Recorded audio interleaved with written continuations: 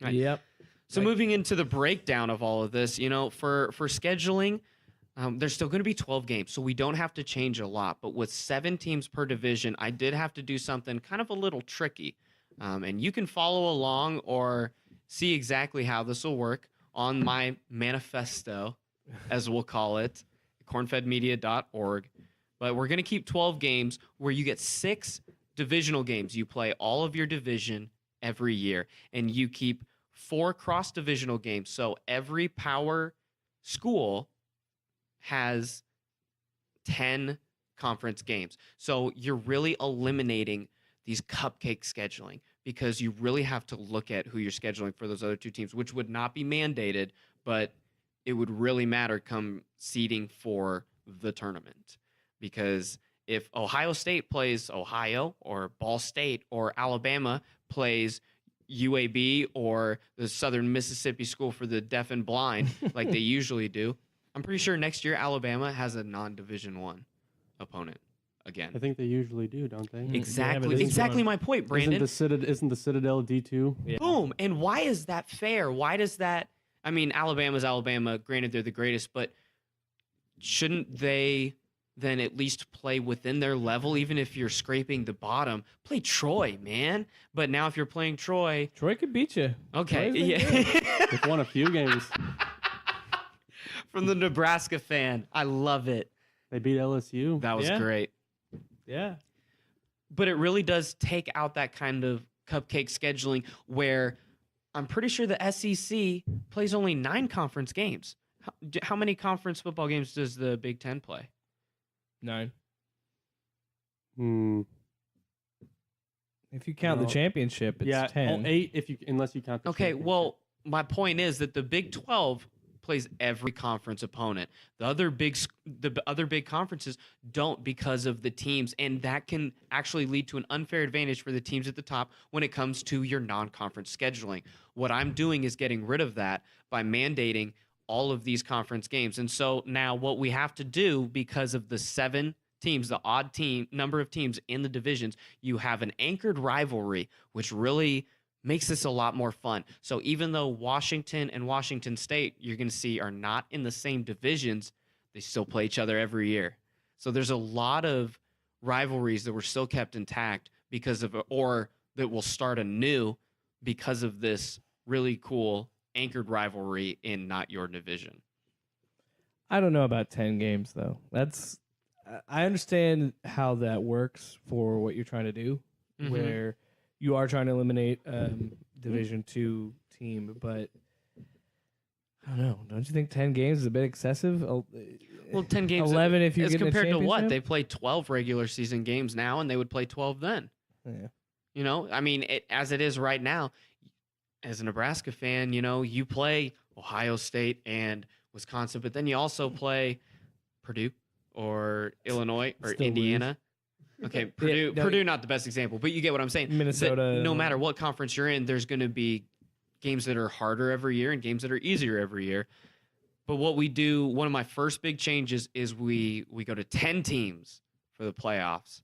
10 teams. It's perfect. It's absolutely perfect because it pleases everybody that is upset with the 4 teams. Because with 10 teams, you get an automatic bid, just like the NCAA tournament, which, like the NCAA basketball tournament, is a point of pride when you make it as a successful season.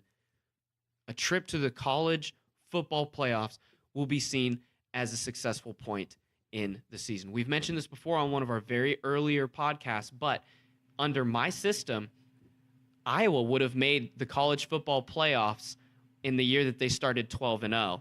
So, Brandon, how much do you think it would help Iowa from a fan standpoint and from a recruiting and incoming money standpoint if Iowa has a banner in Carver Hawkeye that says CFP automatic or participant? Yeah, it helps. It helps in recruiting, especially when you see it helps you win in-state recruiting if you have a banner of that magnitude. You can show you're building to something big. And they would want to be the next one to do that. Absolutely. And so that's how you help in recruiting aspect. And it helps and it makes the fans feel more prideful in their team as We're the only team in this state that's done it. Like around us, all of our rivals, no one else has done that. So that makes you feel better as a fan in general about your team over your rival teams and your friends who like those rival teams. So like Iowa, there's talking about Nebraska, are we? Yeah, exactly. Yeah, he is. Like Iowa, there's a bunch of teams that would, under this 10-team system, have had one trip that could definitely use that in the future. And some of those would be Washington State, Colorado, North Carolina in the first year of the playoffs, not now. But Miami and Wisconsin, Iowa, TCU, those schools could definitely build on a trip instead of kind of falling apart from the success that was building at programs like TCU. Yeah, where they were trying to get to the playoff, but they were the But the Big 12 kept them out because it's the Big 12. They were the five. You gotta kill the Big 12 so they didn't make it. for So it's everybody. downfall from there. And then they won their New Year's Six game by winning 56-3, I believe, 52-3, something like that. And yeah, I thought they could have gone in to Ohio State's spot that year, but Ohio State showed did that win the championship. Yeah, they were the best. So it's hard to team. argue that, but I hear you. So, hindsight's 2020. Right. Moving forward with that perspective of how valuable this is to every team that makes it. Automatic bids are what's really cool about college basketball. So we have 6 automatic bids from the 6 power conferences. Is that like a 1 and 2 seed? They are automatically the top 6. Yeah. So the top 6 are automatically the power 6. So even if you're an upset for, the Pac-12 and Colorado beats USC, they're at worst the 6th seed, which could make a really cool matchup if the 7th seed was conference champion loser Georgia. You get cool games like that. So you have the 6 automatics, which people say that every conference should get in. So now those people are pleased. And the people that want more schools and some automatic bids are also pleased because there's 4 automatic bids. And I have a little asterisk to keep everyone, even those UCF people, happy because, let me read it here. If no team outside of the Power 6 conferences reaches 12 wins, or no, excuse me, that's the wrong asterisk. No, that's right. Cut. That's right. Yeah. No, that was the asterisk under the asterisk. What I need is the 10th slot, or in seeding based on number of wins as high as the 7th spot, the first non-power conference team. So that would be Mountain West, Sun Belt, CUSA, or MAC, to win 12 games is automatically put in the top 10. So that is your Cinderella story, because that's what makes college athletics so special, right? We got to do something to create that, because how are we going to get a Cinderella into the 4 when we know when the season starts, half of it is going to be Clemson and Alabama? Yeah. And UCF hasn't gotten a chance yet. Exactly. So this is how a team like UCF would have been in both of my conference playoffs, both of their undefeated seasons. This is how a lot of teams would have gotten in. But there is the asterisk under the asterisk, so that people are like, oh, what if the best non-power school is 10 wins? Well, if there's no team with 12 wins, it reverts to an at-large, which can be given to a power conference school that we know will put up more of a fight in the tournament, because this is all about money. This is all about TV rights and people watching these games and the bowls themselves and what it brings to the cities. So next thing of why my solution is so awesome, which of these cities is going to say no to hearing that their bowl game is now associated with something that matters? I don't know why they would. It's worth so much. It's Exactly. worth a lot of money. You're going to get more people in the city. You're going to get more businesses, like all of the newscasters that have to go there. Everything is expanded by that much more. I don't know about bowl games. This is where I'm kind of on the fence about, because I'm someone that likes the idea of home field advantage in playoff scenarios. Like Division II. Yeah. Yeah. So like I would work it kind of like the NFL's system, where the top 2 seeds get home field advantage. The higher seed gets home field advantage on all the brackets like that. I would like to see it like that, or do something similar to what the NCAA tournament does, where you have like was it 4 cities where everybody plays to start? Like it's 4 cities around, something like that. Point is, I would say like put a couple games in like say San Antonio or something, and do a few rounds of home field and then a few of yeah, neutral and site. put it more towards a regional thing too. Yeah, it like the NIT. kind of NIT does that as well. Okay, well I hear you, and that's valid. Now let me kick you a scenario. You are in charge of the Cotton Bowl, and you're saying, now wait a minute, they get an extra home game before their bowl game that's actually more important than the game that I'm hosting. Why am I paying these schools all this money and trying to not get this game? These bowls are going to want the games that matter. right. And that's what it's going to come down to. And that's Well, then what. you're gonna get into a giant bidding war. Exactly. But isn't that a good thing for No, the schools it's a and good for the thing for NCAA? everybody, yeah. It's a good thing for everybody. Coaches, players, everybody. All I'm hearing is good things, man. Not really for the players because they don't get paid yet. Well, okay. It helps their draft stock. In Maybe. a small counterpoint, the swag bags that players get at bowl games are worth thousands of dollars. But that's a small amount of the tuition. They give and them like all that. PS4s and stuff. Oh yeah, it's crazy. It's a little like over the top, yeah. honestly. But it's what they get instead of payment. But so what we do for the bowls is we have a New Year's Six. So it works perfectly with a 10-team playoff to have the New Year's Six as the quarterfinal, semifinal round, and then we still have the Dr. Pepper National Championship which rotates to wherever. Just don't go to Candlestick or not Candlestick, Levi Stadium. That was an abject failure. That was horrible.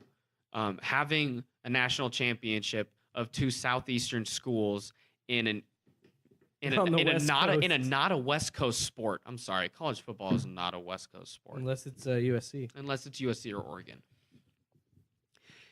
They were almost giving away tickets. You could get tickets for under $50 because they could not fill the stadium and it would be a bad optic. And so that's why I hope they learn a lesson. And I hear you. Levi Stadium would work for a great Super Bowl. It did. It did, and it will again, but not for the college football playoffs. I kind of like it that it's the Pac-12 championship site. I like it that. Well, it's closer. It means more. Well, right. Exactly. It'll matter for 2. Okay, I'm more likely to go there if I'm a fan of Stanford than if I'm a fan of Texas. You know what the Pac-12 should do is when the Raiders finally land in Vegas, they should play their championship games, like rotate around. I like that. Well, Vegas would be cool, and use that Vegas also the stadium. Rams' new stadium, whatever. I don't know what it's going to be called, but that would be Kroenke Palace. That would be another obvious choice. The Big 12 did that. The Big 12 rotated between Jerry World. I don't understand why the Big 12 is not at Arrowhead, which would have worked better Well, when it did. was the 12 that was like it was the center of it. It was actually kind of they rotated around. It was Arrowhead. It was the Alamo Dome a few times. Then it was Jerry World, and it's Jerry World now because that's where all of the Big 12 plays their big games is in Jerry World. Well, another correlation to college basketball, we kind of have a play-in round where we have the 7-10 matchup and the 8-9 matchup in this playoff, and then the round of 8. Yeah, my math. The round of 8 after you lose 2, which is the quarterfinals, where the 1 would play the winner of 7 and 10, and this is fixed, not reseeded. So, like college basketball, this is a fixed bracket. The 1 seed plays the winner of 7-10. The 2 plays the winner of 8-9. 4-5 play each other, and 3-6 play each other. Now, these bowl games can rotate who plays where based on which team is there. So, if the 3 team is seeded as Ohio State, okay, go to the Rose Bowl. Cool. It's one of these bowl games, and that works out perfectly for everybody. Or you can have a rotational bidding war where schools like Texas could be in the Rose Bowl because the Rose Bowl wanted the Texas game based on who is the higher seed, and the actual bowls like the Cotton Bowl could say, "Excuse me, we want the game that Notre Dame's going to be in." That would actually be successful as well. But no matter what, we could have like either the Outback, Holiday, Alamo, or rotating bowls for the opening round of the first 2. Yeah, because they're extra games that we don't have for the Power 6, so. Mm-hmm. So it can be anybody that's a other bowl game. If they want it to be. to my point with why this could work better than what I was trying to say for home field advantage, it gives meaning back to bowl games. We kind of have that with the New Year's Six, but including the Outback Bowl and the Alamo Bowl and rotating them around, you're giving more purpose to a bowl game. Right. Granted, it's only for maybe 1 year, but that's still a bump 1 out of 4 years, and that Right. city feels that bump. You know it. You know, if the Liberty Bowl is the 7-10 game 1 year out of 10 years, Memphis feels that, right? And one final I like point. the idea of a bidding war. I like it too. Now, this is another point because there's still one group of people that I have not quelled yet with this argument, and that are the people that say this is too many games for the college kids.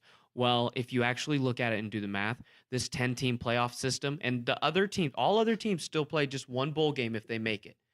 But this 10-team playoff system is still less rounds than the next division down that North Dakota State plays in right now. That is a larger bracket and a longer playoff system than this right now.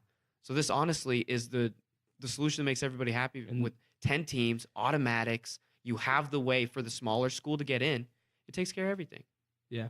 And division or FCS, is it? 1AA? The FCS, I don't know the technical. 1AA? Well, it's football championship subdivision. Okay. And FBS is the Division 1. But yeah, FCS has made it work for years. Right. So yeah, I don't think that it's too long. I think the issues are, and we I think you and I have talked about this before, but it has to be better scheduling wise. I think because the big issue is they're going to run into the NFL. That's a great thing about this 10-team playoff too, Jake. Explain why.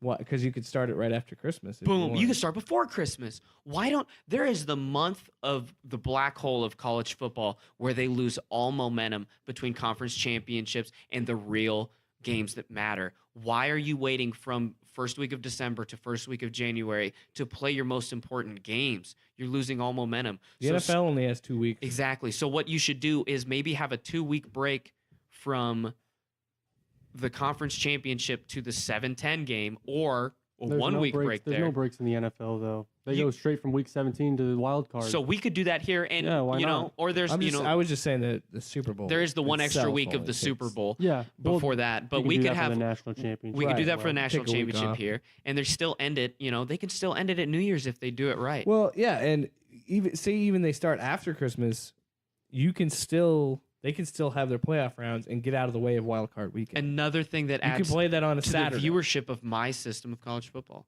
because that way you get the 1-2 punch of both sports being in their Right. opening rounds of the playoffs. Well, that's scheduling and postseason and the bowls and everything else. So let's jump into the conferences.